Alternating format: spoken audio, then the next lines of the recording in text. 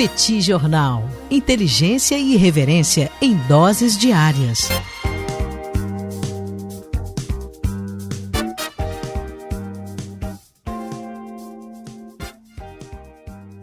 Olá, gente. Bem-vindos, bem-vindas ao Petit Jornal. Esse é o bate-papo número 930. Estamos gravando numa live no YouTube do Petit Jornal. São exatamente 21 horas e 26 minutos da quarta-feira, 10 de setembro de 2025. Cá está a dupla de costume, a dupla que você conhece de cor. Tanguy, o Bagdadi animado, contente, preparado, revigorado, resiliente, retumbante, descansado, tarifado. E temos também Daniel Souza, que é esse que vos fala. Ao longo dos próximos minutos, vamos repercutir os principais acontecimentos internacionais das últimas horas. Como vai, senhor Bagdadi? Tudo bem? Vamos a isso.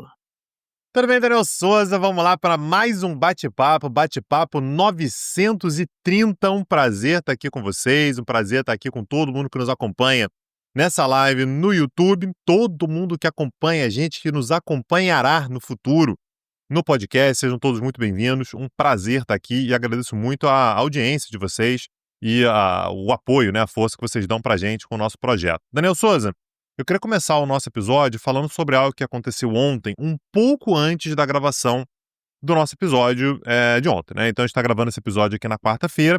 Na terça-feira, mais uma vez, um pouquinho antes da gravação do nosso episódio, o episódio já tinha tanta pauta, Daniel, que acabou nem tendo a possibilidade de entrar. Mas nós tivemos um caso inédito, né? Quando drones russos, aparentemente, né, o dado que foi divulgado até agora, 19 drones russos entraram no espaço aéreo da Polônia. E a Polônia, portanto, abateu alguns desses drones. Caças F-16 poloneses e F-35 holandeses, mais aviões de vigilância italianos, aeronaves de abastecimento e tal, soaram o alarme, né? Mostraram, tem drones entrando, isso foi detectado, e alguns desses drones foram abatidos sobre a Polônia. Naturalmente, Daniel, isso é o pesadelo de grande parte dos governos europeus, grande parte da segurança europeia, em particular quando a gente fala sobre a Polônia, né? A Polônia é um país que olha para tudo que está acontecendo na Ucrânia com muita preocupação, e o primeiro-ministro da Polônia, né, o Donald Tusk, chamou o incidente de a situação mais próxima de um conflito aberto, naturalmente com a Rússia, desde a Segunda Guerra Mundial. Disse que não é uma guerra iminente e tudo, mas que é um caso muito grave para a segurança europeia. E foi uma reação, Daniel, com um tom mais ou menos parecido com o de outros líderes europeus. Então, vários líderes europeus se manifestaram de forma mais ou menos parecida. Aliás, o secretário-geral da OTAN, né, o Mark Rutte, classificou o ataque como absolutamente imprudente, disse que há uma investigação em curso para saber quais foram as condições, o que aconteceu, quando aconteceu. Existe uma especulação sobre se foi um erro da Rússia, o que aconteceu exatamente. Donald Trump também se manifestou. Donald Trump foi lá para a Truth Social, né, a rede social dele, e disse: lá vem a Rússia violar o espaço aéreo da Polônia com drones. Here we go again, né? Aí vamos nós. Eu fiquei na dúvida, né, se ele estava falando sério, se ele estava meio que se divertindo e tal. A gente sabe que o Trump tem ali o seu crush, né, no Vladimir Putin. E o que a Rússia fez, Daniel, foi negar qualquer responsabilidade. O que a Rússia disse não teve nada disso, né, que a Rússia, na verdade, ela teria feito uma operação para atingir alvos militares no leste da Ucrânia, aliás, no oeste da Ucrânia, na porção ocidental da Ucrânia, e que isso acabou levando a todo um alerta por parte da Polônia, mas que não teria havido essa invasão sobre o espaço aéreo polonês. O que eu acho, Daniel, que me parece, né, lendo várias fontes, é que a Rússia, ao que tudo indica, ela estava testando o tempo de reação, né? Isso é bastante comum quando a gente fala sobre exercícios militares. Então, a Rússia, ela pega drones, ela coloca esses drones dentro do espaço aéreo polonês e espera para ver qual é o tempo de reação, quanto tempo vai demorar para que haja uma reação dos países europeus. E essa é uma informação valiosa porque a Rússia, com isso, ela consegue saber quanto tempo ela tem até, por exemplo, cumprir um eventual objetivo militar. Aliás, Daniel, é importante te lembrar que quando a gente fala sobre essa região da Polônia, que foi supostamente, na verdade, me parece que não há muitas dúvidas, né, que você teve a invasão do espaço aéreo por parte de drones poloneses, é exatamente uma região onde tem um hub de fornecimento de armas à Ucrânia. né, grande parte das armas que entram na Ucrânia, né, nessa ajuda dos europeus à Ucrânia, passa exatamente por essa região. Aí, Daniel, eu tinha que falar aqui o nome do lugar na Polônia. Pô, mas isso dá um trabalho. Eu vou soletrar, tá? O nome do lugar é RZESZO com acento agudo W. Eu não faço a menor ideia de como é que fala isso, mas vou tentar, Daniel. Acho que deve ser algo como Rezos. Sei lá, tá? Mas essa região é um hub, né? Por onde passa exatamente armamentos que vão para a Ucrânia. Então, talvez a Rússia ela esteja ali tentando mapear o que pode acontecer, quanto tempo demora para ter essa reação. Aliás, o primeiro-ministro polonês, Daniel, o Tusk, ele inclusive invocou o artigo 4º da OTAN. A gente fala muito sobre o artigo 5º da OTAN, o artigo 5º da OTAN, o mais importante de todos, é o que estabelece que um ataque contra um membro da OTAN significa um ataque a todo mundo, ou seja, alguém foi atacado, todo mundo tem que reagir. O artigo 4º ele é mais brando, e ele foi ativado, é o artigo que fala sobre consultas com outros membros da OTAN. Então a Polônia invocou o artigo 4º e, portanto, a partir desse momento você tem consultas abertas entre a Polônia e os demais países europeus para ter uma ideia de como é que pode ser, o que pode ser feito, como é que a gente pode avançar, quais são as precauções que podem ser tomadas. Mas me parece, Daniel, que a Rússia estava quase que se divertindo, né, achando interessante a reação toda e tal. Como é que dronezinhos, né, entrando no espaço aéreo polonês podem gerar tanta preocupação e os europeus, naturalmente, roendo as unhas até o sabugo, preocupadíssimos com o que pode acontecer. Vamos acompanhar, Daniel, mas parece que vai ficar por isso mesmo, e a Rússia talvez, inclusive, faça isso outras vezes para testar mais uma vez o tempo de reação dos membros da OTAN, Daniel. Tanguy, no dia de hoje, nós tivemos Ursula von der Leyen trazendo declarações importantes em relação a Israel. Na prática, ela trouxe propostas sobre o relacionamento entre União Europeia e Israel. Ela propôs sanções a ministros israelenses considerados extremistas e a colonos violentos, que na prática participam ali de novos assentamentos ilegais. Ela propôs também a suspensão parcial do acordo de associação entre a União Europeia e Israel, especificamente nas áreas comerciais. Propôs também o congelamento do apoio da União Europeia a Israel. Ela também acabou propondo a criação de um grupo de doadores para a Palestina com foco na reconstrução de Gaza. A União Europeia é o maior parceiro comercial de Israel. Em 2024, nós tivemos 42,6 bilhões de euros em comércio de bens. Suspender o capítulo comercial do acordo de associação significaria retirar preferências comerciais de produtos israelenses. Produtos israelenses têm preferências comerciais para entrar dentro da União Europeia. Entretanto, para isso, é preciso maioria qualificada, 15 de 27 países membros, representando 65% da população da União Europeia. Sanções individuais são mais complicadas, requerem unanimidade, que é mais difícil, até porque países como a Hungria já bloquearam outras tentativas de sanções. Aliás, quando a gente pensa em União Europeia e a temática Israel, existe claramente uma divisão. Existem aqueles países que são favoráveis a uma postura mais dura em relação a Israel. Entre eles nós temos Irlanda, Espanha, Dinamarca, Suécia e Países Baixos. E nós temos aqueles países que são contrários a uma postura mais dura em relação a Israel. Entre eles temos Alemanha, Hungria e também a Tchequia, ou a velha República Tcheca. Na prática, a gente está falando de uma situação onde a Ursula von der Leyen direciona um determinado caminho, mas ainda não sabemos se sairá algo de concreto.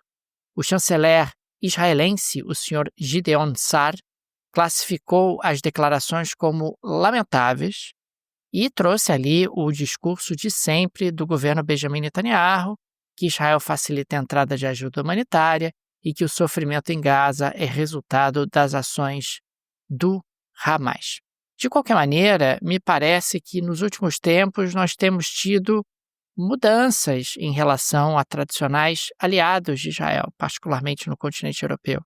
Você começa a ver críticas um pouco mais duras a Israel por parte desses aliados, o que para Israel é muito ruim. É muito ruim para a segurança de Israel. É sempre importante lembrar que Israel é uma potência militar, mas a gente está falando de um país pequeno, cercado ali por outros países que têm em Israel um inimigo. Portanto, para Israel é muito importante ter aliados ao redor do mundo, até para a sua segurança e para a sobrevivência existencial do Estado de Israel. O governo do Benjamin Netanyahu, quando ele pisa no acelerador por questões absolutamente particulares ao Benjamin Netanyahu, me parece, Tang, que ele traz riscos para a segurança do Estado de Israel em longo prazo também por conta desse quesito. Quer dizer, se Israel se afasta de seus tradicionais aliados, isso torna a segurança de Israel mais vulnerável.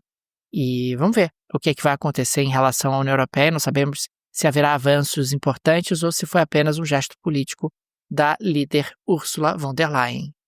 E, aliás, outro país que tradicionalmente é muito afável a Israel, que também hoje deu declarações, né, apontou ali para um caminho um pouco mais duro nessa relação com os israelenses, é o Canadá. Hoje, a chanceler canadense, a Anita Anand, ela disse que o país está avaliando a relação com Israel depois do ataque israelense contra Doha, né? O ataque israelense à liderança do Hamas, mas foi em Doha, Daniel. O fato é que é um outro país que não está envolvido na guerra, que é um mediador, e o governo canadense considera que esse ataque é inaceitável, sobretudo porque o Catar atua como mediador da paz. Então, não houve ali uma decisão, né, no sentido de vamos romper relações ou algo assim, mas a simples consideração dessa possibilidade já é uma informação adicional. O Canadá já anunciou que agora, no mês de setembro, né, a gente vai ter a abertura da Assembleia Geral, pretende reconhecer o Estado da Palestina, e agora o Canadá parece estar cogitando a possibilidade de romper relações, ou pelo menos de mudar o status da relação diplomática com Israel. A gente tinha um primeiro-ministro recentemente, Daniel, no Canadá, que era o Justin Trudeau, que era muito mais próximo a Israel, chegou a fazer críticas, né, à atuação de Israel na faixa de Gaza, mas de uma forma geral, ele tinha um tom muito mais afável a Israel.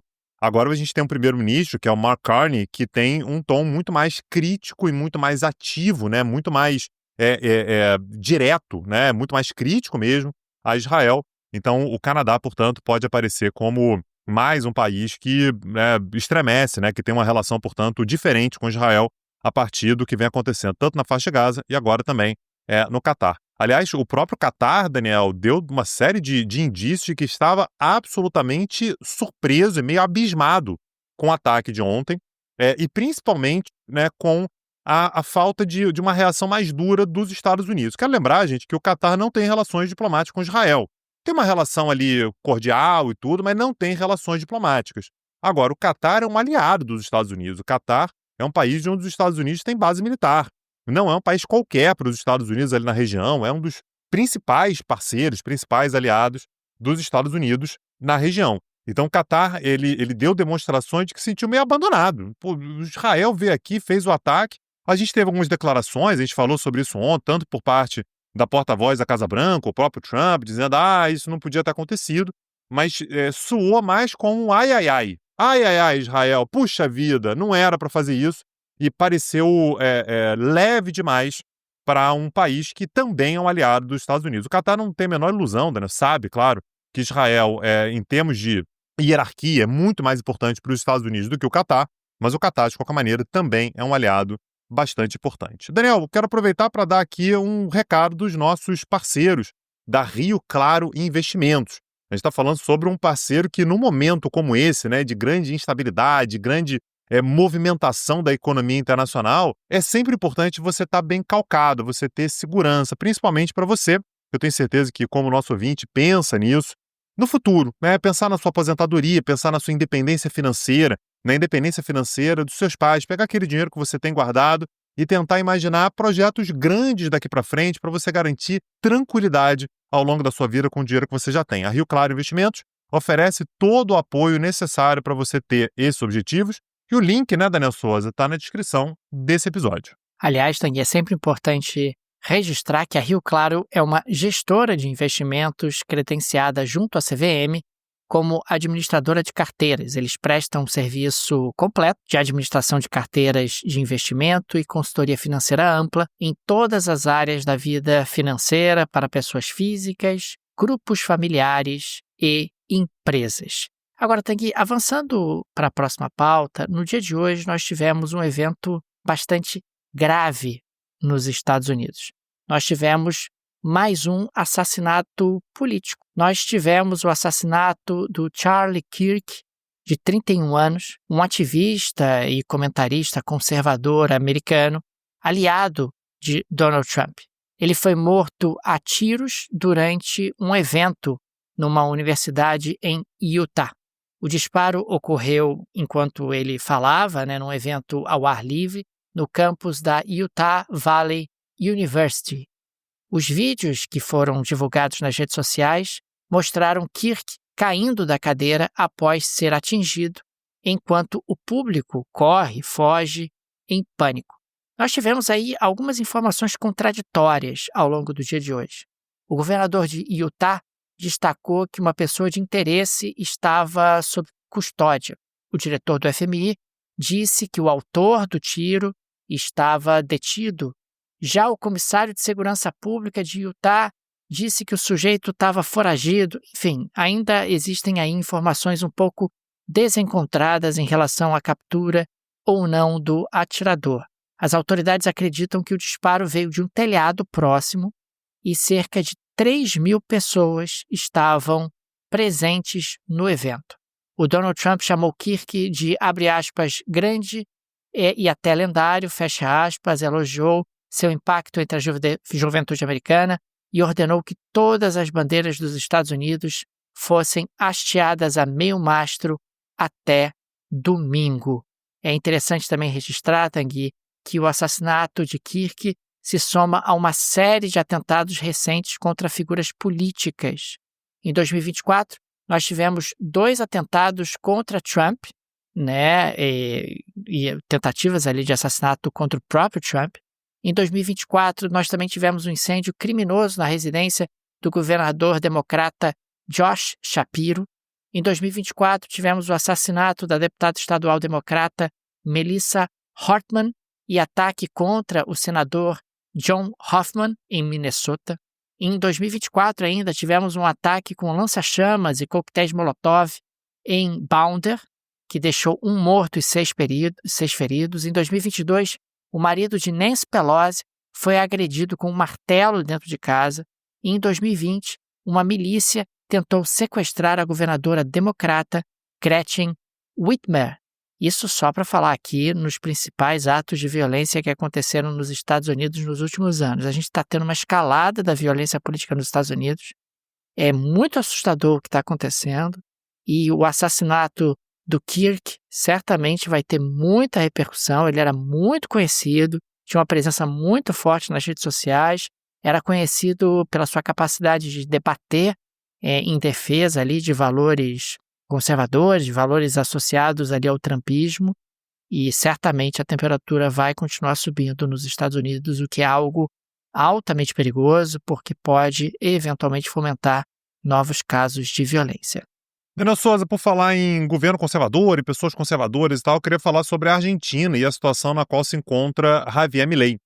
O Milei, Daniel, ele perdeu de lavada nas eleições regionais de Buenos Aires. A gente trazia isso aqui, a gente não tinha dados fechados ainda no momento em que a gente falou sobre isso, mas de que maneira o seu partido, a Liberdade Avança, perdeu por 14 pontos percentuais para os peronistas, liderados pelo governador da província de Buenos Aires, o Axel Kicillof.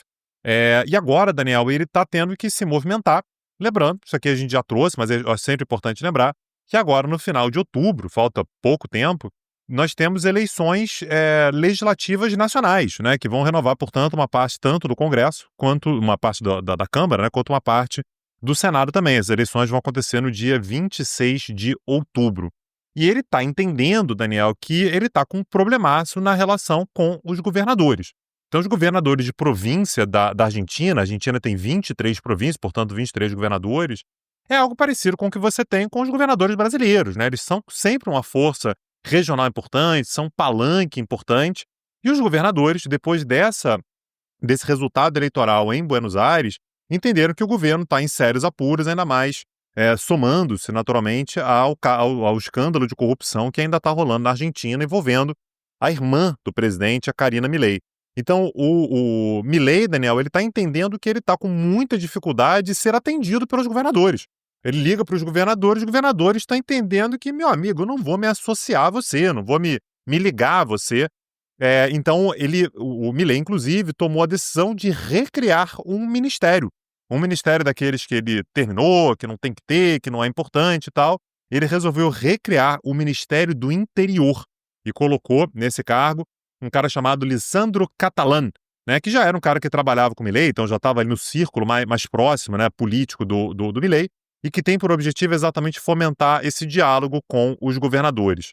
Você tem, inclusive, um grupo de governadores dissidentes, né? A gente chama de governadores dissidentes porque eles não estão no peronismo, né? Grande parte dos governadores são peronistas. Então, esses governadores dissidentes criaram o bloco Províncias Unidas, né? Então, você pega ali Santa Cruz, Chubut, Córdoba, Santa Fé e Jujuy. Então, estão se preparando para as eleições de 2027. Mas o fato, Daniel, é que o Milei, ele está numa situação complicada, Daniel, que é o fato de que ele está em baixa nesse momento. Os governadores são muito importantes para as eleições nacionais, de novo, são um palanque importante, e grande parte dos governadores já estão com outros compromissos políticos com outros grupos, e naturalmente não querem voltar atrás para abraçar um governo que nesse momento está demonstrando fragilidade. E aí você pode se perguntar, Daniel, mas e os governadores do partido do Milei, do A Liberdade Avança? Daniel, existe um total de 0 governadores do A Liberdade Avança. Então, isso é uma fragilidade muito séria dele, porque ele acaba tendo pouca capilaridade. Aliás, um dado que demonstra bem isso Javier Milei fez mais viagens para o exterior do que para províncias argentinas. Então, ele está meio encastelado ali em Buenos Aires, está meio encastelado ali no círculo do governo argentino, mas tem feito pouca interlocução pelo país, o que pode cobrar um preço altíssimo para o governo dele nas eleições de 26 de outubro, Daniel. Tanguy, registro que a Coreia do Sul continua se mexendo para tentar buscar alternativas comerciais para manter a sua economia tracionada, crescendo. Afinal, as exportações de bens e serviços são importantíssimas para a economia sul-coreana. No dia de hoje, nós tivemos, inclusive, uma declaração do primeiro-ministro do país, o Kim Min-seok, ao Nikkei Asia. Durante entrevista concedida em Seul, ele destacou que a Coreia do Sul tem interesse em ingressar no acordo abrangente e progressivo para a parceria transpacífica e que o objetivo fundamental da Coreia do Sul, através dessa adesão, é ter uma relação comercial mais profunda com o Japão. Aliás, falando ainda em Japão, o ministro das Finanças da Coreia do Sul afirmou que a Coreia do Sul usará o acordo comercial entre Japão e Estados Unidos como referência em suas próprias negociações com Washington. Nós chegamos a falar, alguns dias atrás, sobre negociações comerciais entre Coreia do Sul e Estados Unidos, mas até o presente momento não houve a celebração de um acordo. Os sul-coreanos, inclusive, já sinalizaram que estão dispostos a realizar investimentos de 350 bilhões de dólares nos Estados Unidos, apesar, Tanguy, de algumas empresas sul-coreanas nos últimos dias terem enfrentado adversidades nos Estados Unidos, empresas importantes como é o caso da Hyundai. De qualquer forma, é a Coreia do Sul se mexendo, buscando alternativas e tentando ter aí canais para que o comércio continue fluindo.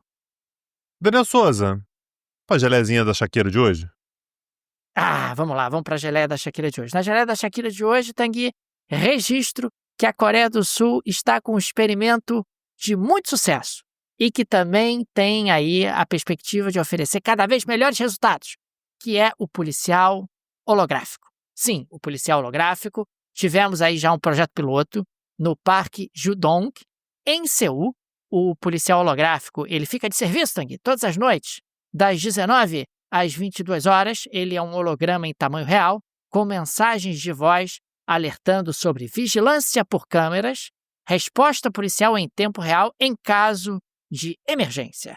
Depois da colocação do policial holográfico, aproximadamente 22% nos crimes diminuíram naquela região e, consequentemente, existe aí a expectativa de que as autoridades sul-coreanas poderão colocar mais policiais holográficos espalhados por Seul como forma de combater o crime combater o crime em Seul através de policiais holográficos. Ô, Tanguy, se fosse no Brasil, eu acho que corria o risco do policial holográfico ser levado, né, Tanguy? Ele mesmo ser roubado, mas não roubar os pertences do policial holográfico, levar o policial holográfico embora, né, quem sabe comercializá-lo em algum ferro velho, em algum lugar que ele pudesse gerar, enfim, não vamos dar aqui ideias para as pessoas. Mas, de qualquer maneira, nós estamos falando da Coreia do Sul, que conseguiu, através de um policial holográfico, reduzir a criminalidade em Seul. Eu acho que não dá pra pegar o policial holográfico não, viu, Daniel? Porque parece ser realmente só luz, né? Então, acho que não tem muito certamente tem um equipamento ali que projeta o holograma. Aí você leva o equipamento. Você confia muito na criminalidade brasileira. Daniel, também tem uma geleia da Shakira, viu? Minha geleia da Shakira é o seguinte, nós tivemos no dia de ontem, né? Então, no dia 9, né? Nessa terça-feira, um jogo pelas eliminatórias para a Eurocopa Sub-21 entre o Kosovo e a Espanha. E você sabe, Daniel, que a Espanha não reconhece o Kosovo como país independente, não como país soberano. Então, no momento em que a Espanha foi anunciar que ia ter esse jogo, ela anunciou o jogo entre a Espanha e o território do Kosovo. Aí, Daniel, o Kosovo naturalmente ficou chateado e uma página lá que acompanha futebol do Kosovo anunciou que o jogo seria, na verdade, entre o Kosovo e Al-Andalus, que é maravilhoso, né? Al-Andalus é o nome do que atualmente é a Espanha, que perdurou ali do século VIII até o século XV, mais ou menos, que foi exatamente o período da dominação muçulmana. O Kosovo, aliás, é um país de maioria muçulmana, né? Então, basicamente, o Kosovo estava dizendo que, olha, o jogo não é com o território do Kosovo, não. O jogo é com Al-Andalus, fazendo referência, portanto, ao período de dominação muçulmana na Espanha. Acabou que o resultado, Daniel, final, esse jogo aconteceu em Pristina, né, no Kosovo. Acabou, o jogo terminou, portanto, território do Kosovo 1, Al-Andalus 3, né? Só o futebol e a política internacional são capazes de gerar resultados como esse. Daniel Souza, dessa maneira, a gente chega ao final do nosso episódio. Se você, aliás, curte futebol e política, tem um curso sobre futebol e política lá no Peticursos, peticursos.com.br. 4 aulas sobre esporte, política, Copa do Mundo, futebol de uma forma geral, uma série de reflexões interessantes ali para fazer um paralelo entre política e futebol, além de vários outros assuntos que estão nos cursos lá do Peticursos. Acessa lá, peticursos.com.br, acessível para você assistir na hora que quiser, do jeito que quiser, no tema que você quiser, peticursos.com.br. Tem curso também sobre Balcãs, tem cursos sobre Espanha, o que não faltam são temáticas exploradas no peticursos.com.br, tenho certeza que vocês vão gostar demais. Fica também o nosso agradecimento aos apoiadores e apoiadoras do Petit Jornal, vocês que ajudam a manter esse projeto de pé, fica o nosso carinho, o nosso abraço, o nosso muito obrigado a cada um de vocês. O Petit é uma mídia pequena, não tem nenhum conglomerado por trás, nenhuma produtora por trás, e por isso a ajuda de nossos apoiadores é tão importante, e por isso registramos aqui o nosso agradecimento a cada um deles. Fica também o convite, se você gosta do nosso projeto, se ele faz diferença na sua rotina, considere nos apoiar. No descritivo desse episódio tem várias alternativas para fazê-lo. Tem a chave Pix para apoiar o Petit Jornal, petijornal.pj@gmail.com, uma forma prática e instantânea de apoiar o Petit, dá inclusive para ativar o Pix recorrente. Tem também o link para o Apoia-se, o link para o Patreon. Tenho certeza que uma dessas alternativas será confortável para você. É isso, Daniel Souza. Amanhã talvez tenha episódio, talvez não tenha. A gente vem para avisar como é que vai ser, porque amanhã a agenda tá complicada, mas a gente se comunica com vocês. Um abraço, até a próxima. Valeu! Tchau, tchau! Petit Jornal. Inteligência e irreverência em doses diárias. Acesse www.petitjornal.com.br.